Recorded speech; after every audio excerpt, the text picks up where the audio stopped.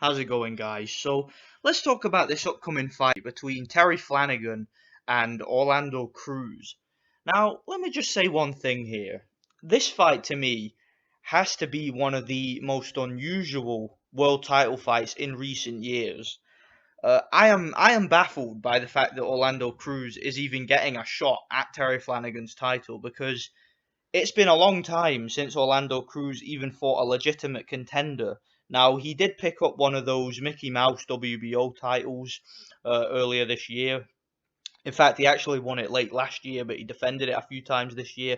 But he's been defending it against absolute journeymen. I mean, you look at his last three opponents, for example.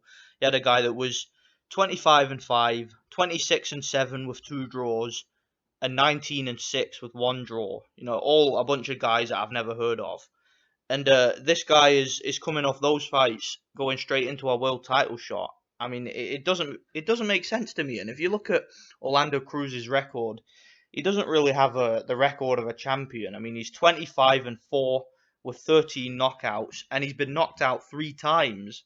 Now, those defeats were at featherweight and super. Featherweight, and now he's moved up to super featherweight. Perhaps he's a little bit stronger at super featherweight, but he hasn't really proved it, has he? Because he hasn't really fought anyone. I mean, back at featherweight and below, every single opponent he had ever fought, who you'd heard of, who you knew who they were, he lost to. I mean, he got knocked out by Carlos Ponce de Leon, and we know that he's not an elite fighter. Okay, he got knocked out by a guy called Cornelius Locke. I've never seen him fight before, but I have heard the name.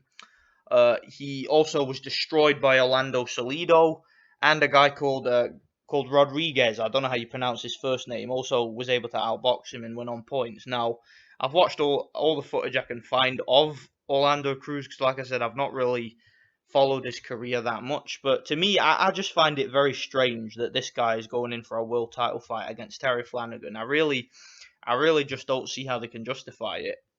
But anyway, let's talk about Terry Flanagan for a second. Now, Terry Flanagan, I was there when Terry Flanagan first defended his world title against Diego Magdaleno. I was in the crowd that night, and I was very impressed by his performance because Magdaleno was a very tough and very durable fighter who I believe did he go the distance with Rocky Martinez? I think he did, and I think the majority of people watching thought he won that fight. However, I didn't actually see it, so I can't really comment on it.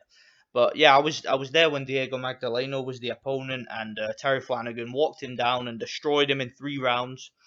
And one thing that Terry Flanagan has said, and you can see this by the way that he fights, he is a very big admirer of Manny Pacquiao, and being a southpaw, being a very sporadic with his attacks, from the outside, you can tell that he tries to emulate Pacquiao a little bit. Obviously, he's got nowhere near the amount of speed or athleticism or reflexes or sharpness as Manny Pacquiao, but it's a good style for a southpaw to try and emulate, and I do think he is pretty good, Terry Flanagan. He's good from the outside. He takes away his opponent's jab quite well, takes it away very well, in fact. And he seems to have decent power. Now, he doesn't have a lot of knockouts in his career, but I think that's more to do with the fact that he's fought a lot of guys who are pretty durable. And yeah, I think he's a good fighter. Like I said, he walked down Diego Magdaleno and took him out in 3 rounds in very impressive fashion. Other than that, the only guys he's really fought though have been domestic level fighters. Tough guys, but domestic level. He had a disqualification victory against Stephen Ormond, who I've seen fight a few times. I remember watching him fight in Glasgow once, where he got absolutely robbed against a guy called Paul Appleby. So in reality, Stephen Ormond should have been undefeated prior to his fight against Magdaleno, and he also defeated Jose Zapida, but that was in controversial circumstances because of an injury, and a lot of people felt it should have been a no contest.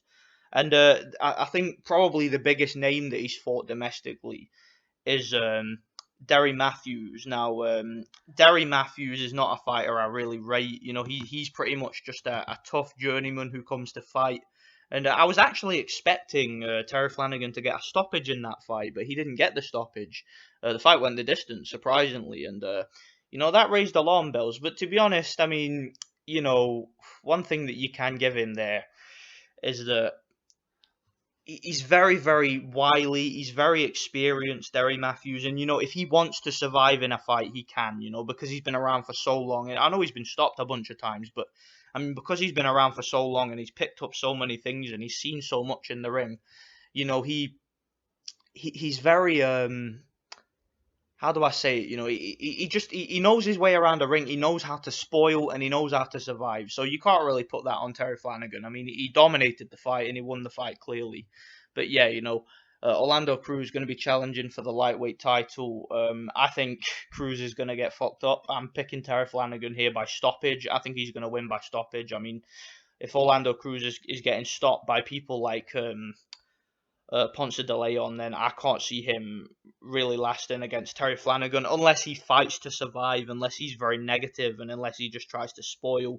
Then I see Terry Flanagan stopping him. Now both of these guys are southpaws, and I suppose Orlando Cruz may be a little bit awkward with his stance, but I don't know. I see him getting stopped in my opinion. If he doesn't get stopped, then I don't know what to say.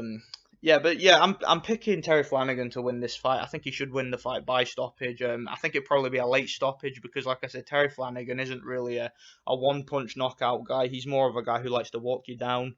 And this will really, I suppose, it'll give us a decent measuring stick of where Terry Flanagan's at the moment because he's one of these Frank Warren fighters that has picked up a WBO belt but hasn't really defended it against anyone worthwhile yet. So, let me know what you guys think, and thanks for watching.